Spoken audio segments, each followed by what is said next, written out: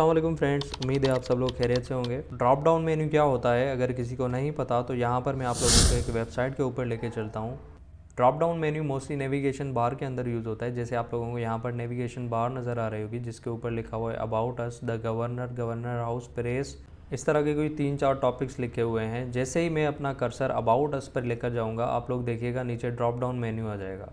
इसी तरह से जैसे मैं आगे द गवर्नर पर कोई भी नहीं लगा हुआ, जैसे ही मैं गवर्नर हाउस पर अपना माउस रखूँगा, कर्सर रखूँगा, तो नीचे ड्रॉप डाउन मेन्यू आ रहा है। इस तरह के मेन्यू को हम कहेंगे ड्रॉप डाउन ऑन होवर। देखें जैसे मैंने होवर किया, होवर करने से ड्रॉप डाउन आ रहा है।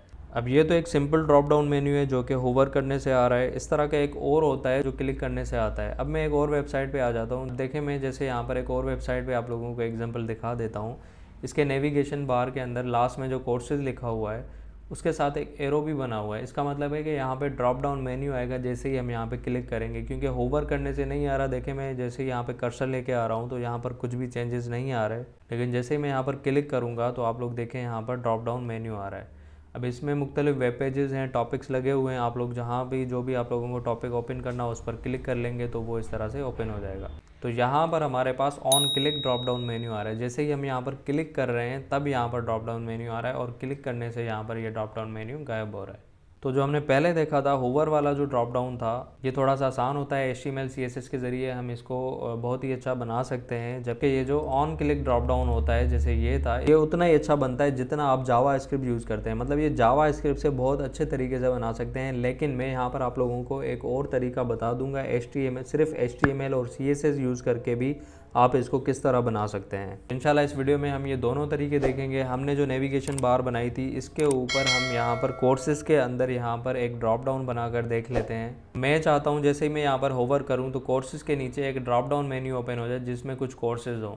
फॉर सपोज मैं यहाँ पर ड्रॉप डाउन मेन्यू में 3 कोर्सेज इंक्लूड कर लेता हूँ, HTML CSS और जावा स्क्रिप्ट। बिल्कुल इसी तरह से जैसे यहाँ पर हमने देखा था अबाउट अस में हम जा रहे थे तो यहाँ पर हिस्ट्री, ऑर्गेनोग्राम और आर्चिव्स के यहाँ पर 3 जो है वो ऑप्शन आ रहे हैं। इसी तरह से मैं चाहता हूँ जैसे ही मैं यहाँ पर होवर करूँ तो HTML CSS और जावा स्क्रिप्ट के ऑप्शन आ जाएँ।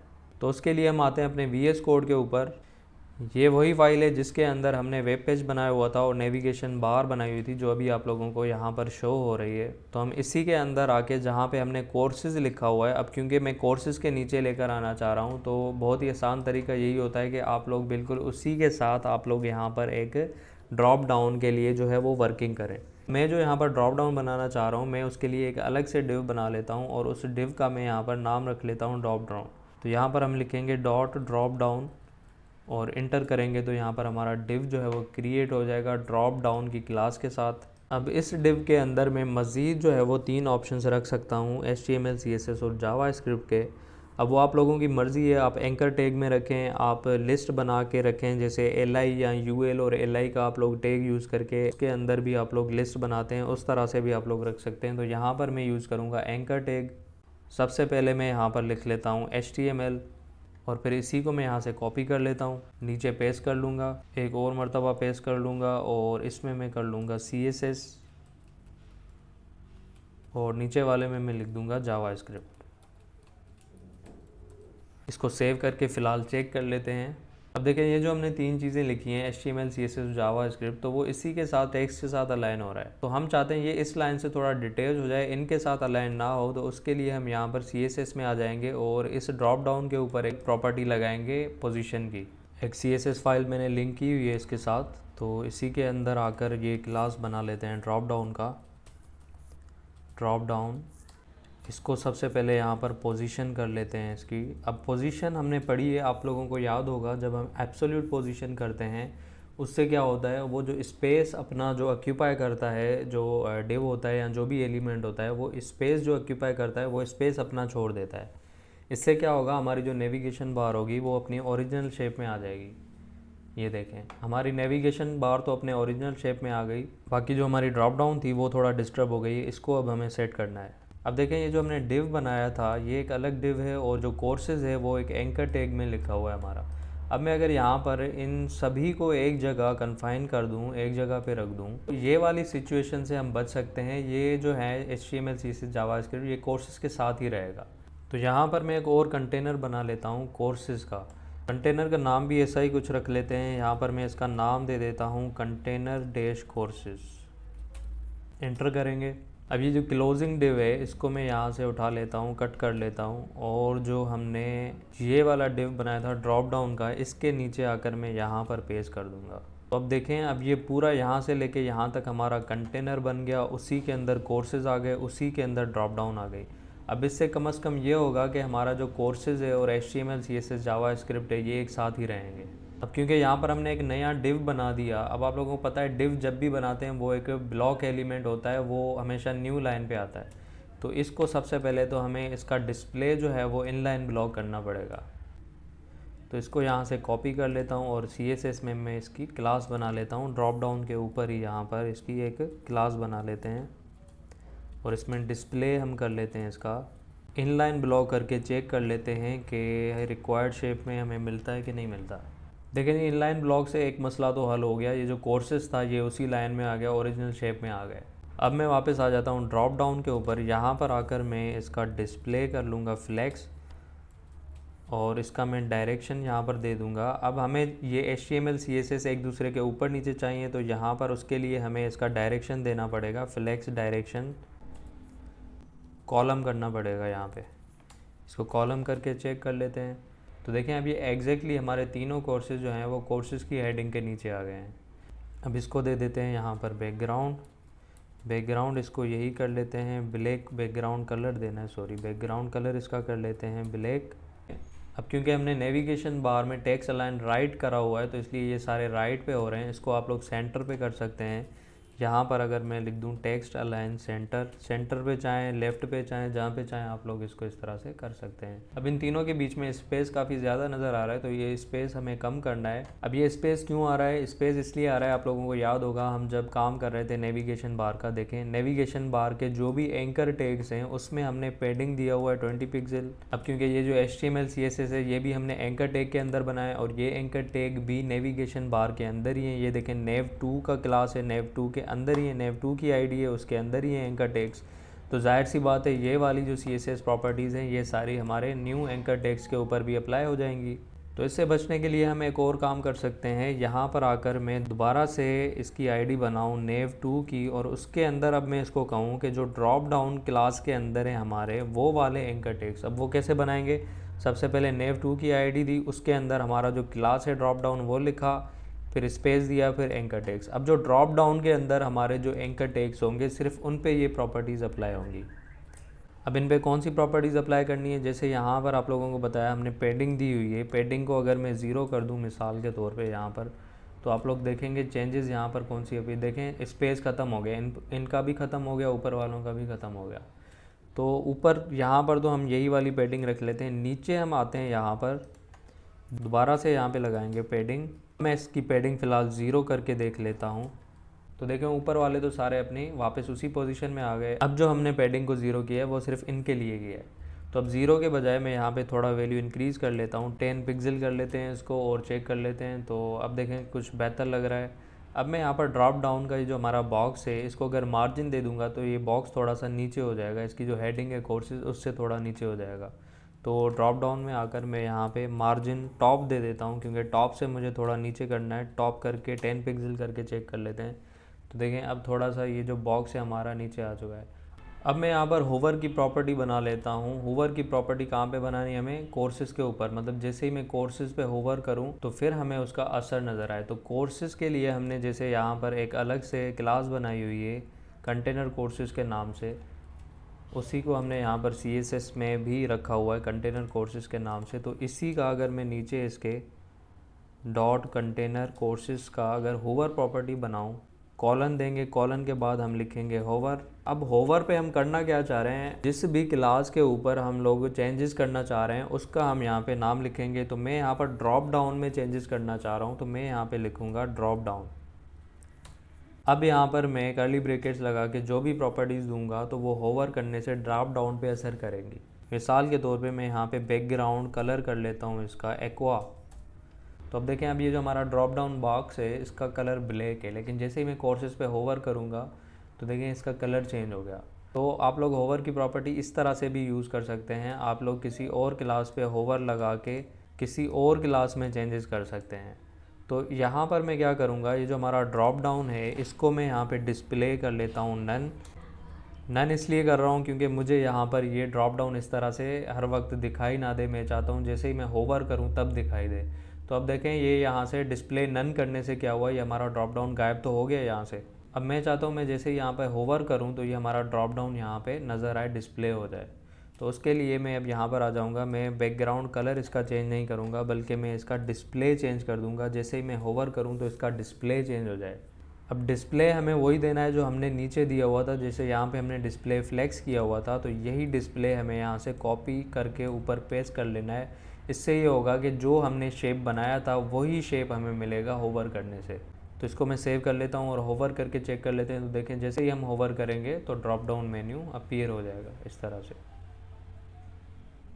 अब CSS की प्रॉपर्टीज़ आप अपने हिसाब से यहाँ पर लगा सकते हैं। इस वक्त मैं यहाँ पे होवर कर रहा हूँ तो वही वाली प्रॉपर्टीज़ आ रही हैं जो नेविगेशन बार के ऊपर लगी हुई हैं। इन पे मैं चेंज भी कर सकता हूँ। इनको चेंज करने के लिए हमने ये वाला जो क्लास बनाया था इसी के ऊपर होवर लगा के देख लेते हैं हम। इसको मैं यहाँ से कॉपी कर लेता हूँ। अब हम यहाँ पर होवर जो बनाना चाह रहे हैं वो उस एंकर के लगाना चाह रहे हैं जो कि ड्रॉप डाउन के अंदर है। तो ड्रॉप डाउन के अंदर यही है HTML, CSS और जावास्क्रिप्ट। तो इस पर होवर लगाने के लिए हम क्या करते हैं, इसके बाद हमें देंगे कॉलन के बाद हम लिखेंगे होवर। उसके बाद जो भी हम चेंजेस चाहते हैं वो यहाँ पे लगा सकते हैं। तो यहाँ पे मैं एंकर टेक्स्ट का बैकग्राउंड देना चाह रहा हूँ होवर के ऊपर, तो बैकग्राउंड कलर में यहाँ पे कर सकता हूँ कोई भी। मैं यहाँ पे ग्रे करके चेक कर लेता हूँ और सेव करके चेक कर लेते हैं। अब देखें जैसे ही मैं होवर कर रहा हूँ तो इनका कलर भी रेड हो रहा है और बैकग्राउंड इनका ग्रे आ रहा है। अब मैं चाहता हूँ कलर इनका चेंज ना हो, तो कलर आप लोग यहाँ पे वही वाइट रख सकते हैं। इनका कलर को आप कर दें वाइट, सेव कर लें। तो देखिए आप सिर्फ यहाँ पे बैकग्राउंड चेंज होगा, कलर चेंज नहीं होगा इनका। अब आप इस बॉक्स की विड्थ बढ़ाना चाहें, इसको और कोई CSS देना चाहें आप लोग दे सकते हैं। विड्थ बढ़ा के भी चेक कर लेते हैं। यहाँ पे मैं 200 पिक्सल कर लेता हूँ। देखें विड्थ अब इसकी ड्रॉप डाउन की इंक्रीज़ हो चुकी है। इसी तरह से आप लोग यहाँ पे और भी चीज़ें अप्लाई कर सकते हैं। बॉक्स शेडो दे सकते हैं इसको आप। इसी तरह से जैसे हम बॉक्स शेडो देते हैं 3 वैल्यूज़ देनी होती हैं हमें, तो मैं यहाँ पे कर लेता हूँ 10 पिक्सल, 15 पिक्सल और उसके बाद कलर हम इसको बता देते हैं भाई ब्लैक शेडो करना है। तो देखें इसको अब ड्रॉप डाउन को शेडो भी आ चुका है पीछे से। आप चाहें तो एंकर टेक्स्ट को बॉर्डर दे सकते हैं यहाँ पे। इसी तरह से आप लोगों को बॉर्डर देने के लिए क्या करना पड़ेगा, यहाँ पे आएंगे बॉर्डर देंगे, 1 पिक्सल कर लेते हैं और सॉलिड कर लेते हैं और कलर इसका कर लेते हैं वाइट, सेव कर लेते हैं। तो देखें अब इन पे बॉर्डर भी आ चुका है। इसी तरह से अब आपके हाथ में आप जो भी चीज़ देना चाहें यहाँ पे आप लोग दे सकते हैं। अब आते हैं जी दूसरे तरीके पे, जो कि क्लिक करने से ड्रॉप डाउन मेन्यू ओपन होता है इस तरह से। तो उसके लिए मैं चाहता हूँ इस तरह का, जैसे यहाँ पे आप लोगों को छोटा सा एरो नज़र आ रहा है, इस तरह का एक आइकन मैं यहाँ पर लगाऊँ अपने वेब पेज के ऊपर, कोर्सेज़ के बिल्कुल सामने। तो सबसे पहले हम देखेंगे आइकन लगाने का तरीका। आइकन लगाने का तरीका क्या है, सबसे पहले ये समझ लेते हैं। अब जैसे हम एक्सटर्नल CSS यूज़ करते हैं तो VS कोड में आप लोगों को पता है कि हम ऊपर HTML फाइल के अंदर ऊपर लिंक करते हैं इस CSS फाइल को। इसी तरह से हम एक और लिंक लगाएंगे यहाँ पर। जब भी हमें बाहर से कोई चीज़ इंपोर्ट करनी होती है, जैसे हम आइकन जो है वो बाहर से कहीं से लाएंगे यहाँ पर, तो उसके लिए हमें यहाँ पर लिंक लगानी पड़ेगी सबसे पहले। अब ये जो लिंक है ये हम उठाएंगे इंटरनेट के ऊपर से।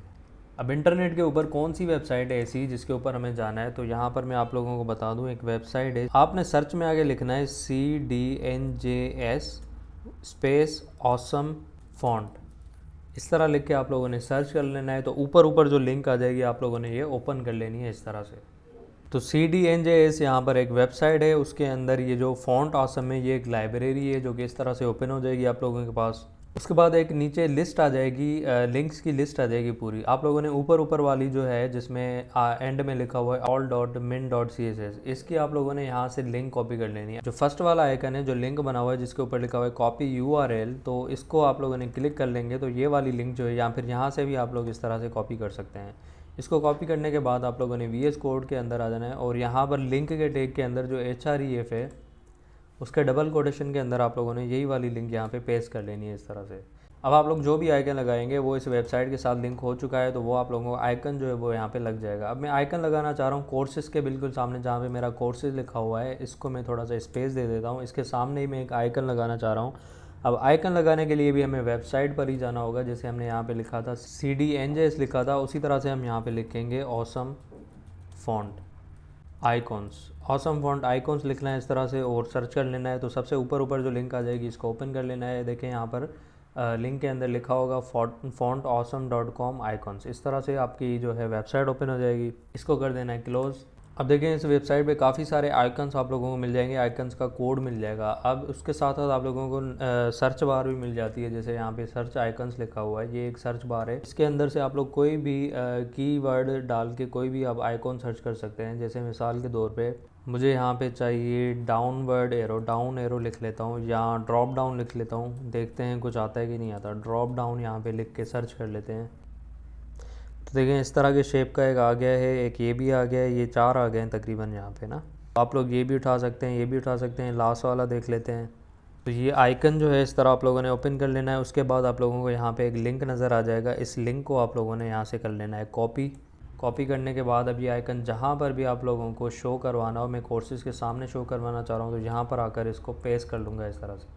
तो ये पूरा का पूरा टैग इस तरह से आ जाएगा। आइकन के अंदर 2 चीज़ें लिखी होंगी, एक तो लिखा होगा क्लास, उसके बाद होगा एरिया हेडिंग। आप लोग चाहें तो ये एरिया हेडिंग यहाँ से हटा भी सकते हैं।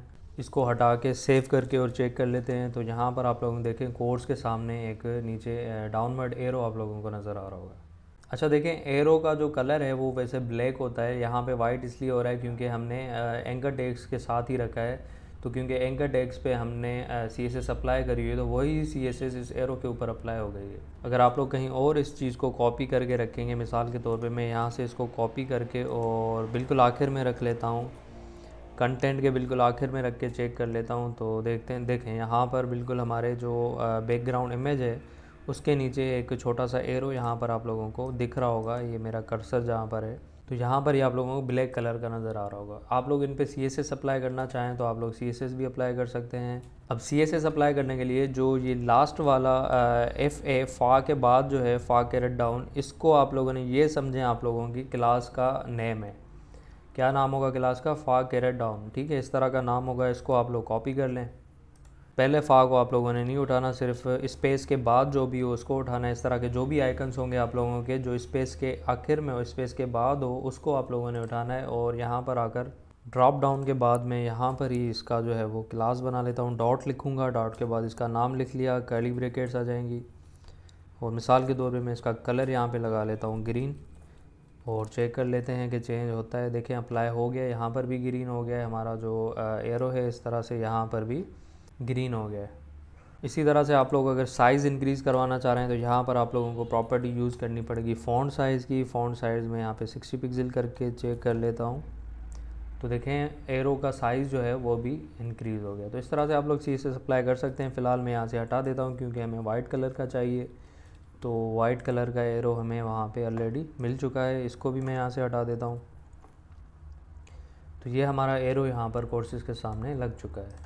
अब मैं चाहता हूँ कि इसको क्लिक करने पे ये ड्रॉप डाउन ओपन हो, तो उसके लिए मैं यहाँ पर एक ऑप्शन यूज़ करूँगा इनपुट का, और इनपुट में मैं चेक बॉक्स लगाऊँगा। उसके लिए मैं यहाँ पर आ जाता हूँ VS कोड के अंदर, और ये जो हमारा कंटेनर है इसको मैं फ़िलहाल थोड़ा सा स्पेस दे देता हूँ, दूसरों से सेपरेट कर लेता हूँ ताकि हमें काम करने में कोई दुश्वारी ना हो।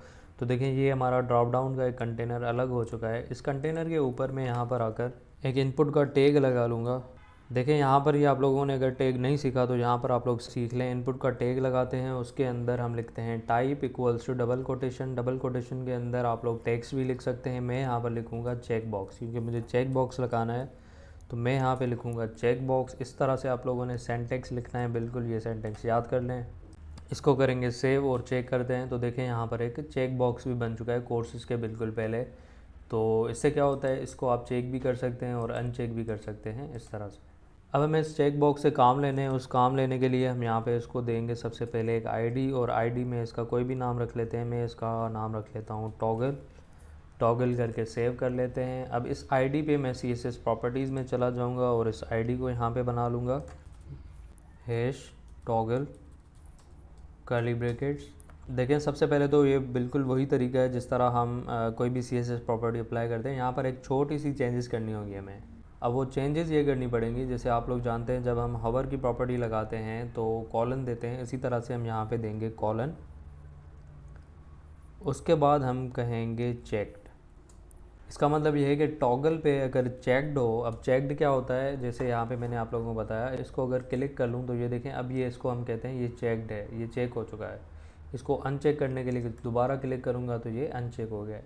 तो मैं यहाँ पे करता हूँ, अगर ये चेक्ड हो उसके बाद मैं प्लस का साइन दूंगा, उसके बाद मैं यहाँ पर कोई भी किसी भी एलिमेंट का किसी भी आईडी में चेंजेस करवा सकता हूँ। मैं यहाँ पे चेंजेस करवाना चाह रहा हूँ ड्रॉप डाउन में, और उसको मैं करवाना चाह रहा हूँ यहाँ पे डिस्प्ले फ्लेक्स। देखें ड्रॉप डाउन हमारा इस वक्त डिस्प्ले नन है तो हमें नज़र नहीं आ रहा। मैंने यहाँ पर ये कर दिया है कि अगर मैं टॉगल को जैसे ही चेक करूँ तो ड्रॉप डाउन जो है हमारा डिस्प्ले हो जाए। अच्छा, ये ड्रॉप डाउन हमारा कहाँ पर है, ये हमारा डिव ड्रॉप डाउन का है। उसके बाद ये हमारी आईडी टॉगल की हो गई। टॉगल के बाद अच्छा यहाँ पर ये देखें टॉगल के बाद, क्योंकि हमारा कंटेनर कोर्सेज़ का भी एक डिव है, उसके बाद ड्रॉप डाउन का आता है, तो सबसे पहले हमें ये भी वहाँ पे लिखना पड़ेगा जब हमने ड्रॉप डाउन का लगाया हुआ है। इसलिए ड्रॉप डाउन तक जाने के लिए मैं यहाँ पे सबसे पहले लिखूँगा डॉट कंटेनर कोर्सेज़, उसके बाद स्पेस, उसके बाद ड्रॉप डाउन। तो अब ये हमारा जो है वो ड्रॉप डाउन के ऊपर अप्लाई होगा डिस्प्ले फ्लेक्स।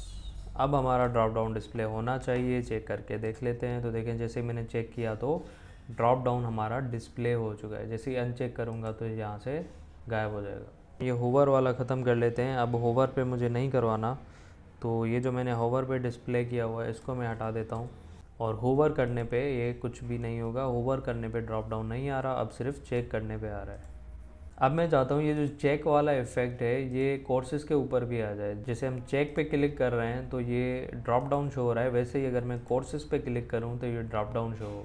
तो ये भी एक तरीका होता है कि आप लोग चेक बॉक्स की प्रॉपर्टी किसी और के ऊपर भी अप्लाई करवा सकते हैं। अब वो कैसे करते हैं, उसके लिए मुझे करना ये पड़ेगा कि ये जो कोर्सेज़ है, क्योंकि मैं चाहता हूँ कि कोर्सेज़ पे क्लिक करने से हमारा ये वाला इफ़ेक्ट हो, तो उसके लिए मुझे ये कोर्सेज़ जो है ये लेबल के अंदर लिखना पड़ेगा। यानी एंकर टैग के अंदर लिखा हुआ है ना अभी, तो ये मुझे एंकर टैग यहाँ से हटाना पड़ेगा। एंकर टैग को मैं यहाँ से हटा देता हूँ और यहाँ पर मैं लगाऊंगा लेबल का टैग। अब लेबल का भी एक टैग होता है, वो किस तरह लगता है वो भी यहाँ पे देख लें आप। ये जनाब हमारा लेबल का टैग लग गया। अब मैं यहाँ पे कोर्सेज़ को यहाँ से कट कर लेता हूँ। अच्छा, आइकन भी साथ ही रखना है हमें कोर्सेज़ के, तो वो यहाँ पर आकर मैं पेस्ट कर लूँगा इस तरह से। तो कोर्सेज़ भी आ गया और ये आइकन भी हमारा लेबल के टैग के अंदर आ गया। अब ये जो लेबल के अंदर फॉर है इसके अंदर हमें यही वाली आईडी लिखनी है टॉगल की, जो हमने चेक बॉक्स को आईडी दी हुई है वही जब हम यहाँ पे लेबल के अंदर लगाएंगे तो चेक बॉक्स वाला इफ़ेक्ट जो है अब इसके लेबल के अंदर जो भी लिखा होगा उसके ऊपर भी अप्लाई करेगा। मतलब क्या हुआ इसका मतलब ये हुआ, अब देखें कोर्सेज़ हमारा यहाँ पे लिखा हुआ है लेकिन नज़र नहीं आ रहा क्योंकि ये ब्लैक हो चुका है। तो मुझे यहाँ पे लेबल के ऊपर भी यहाँ पे इसकी CSS अप्लाई करनी पड़ेगी इसको वाइट करने के लिए। तो उसके लिए सबसे पहले तो कोर्सेज़ को वाइट कर लेते हैं। तो जैसे यहाँ पर आते हैं एंकर टैग को जैसे वाइट किया, यहीं पर मैं अगर कॉमा देकर अगेन हैशटैग nev2 लिखूँ और nev2 के अंदर जो लेबल है मैं चाहता हूँ उसके अंदर CSS यही वाली अप्लाई हो, तो अब देखें अब इसी के ऊपर भी यही वाली अप्लाई हो जाएगी इस तरह से।